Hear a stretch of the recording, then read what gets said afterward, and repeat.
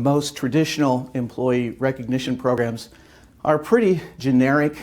They often feel sort of mechanical and organizational and don't really have that personal touch. And as a result, we're finding that a lot of people actually have a negative reaction to employee recognition programs because it feels not genuine to them. What we know about authentic appreciation is that there's some core conditions that need to happen to make it work and to feel genuine and authentic. First of all, the communication needs to be regular, not just every once in a while, clearly more than once or twice a year.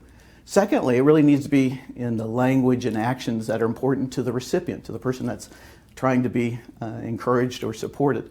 And one of the core concepts of the 5 languages is that not everybody feels appreciated in the same way. Another core concept that we've learned from working with companies across the country and the world is that people don't want to just be shown appreciation or recognition from their supervisor or manager. That it's also important to be recognized by their colleagues, their coworkers, and even across departments. Knowing what the language is that's important to you, whether it's words of affirmation, quality time, acts of service, tangible gifts, or even physical touch, is part of the information, but it's also the actions within it, because different people want different kinds of time.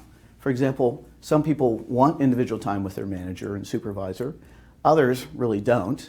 They sort of feel intimidated by them, but like time with their colleagues and maybe to go out to lunch or after work.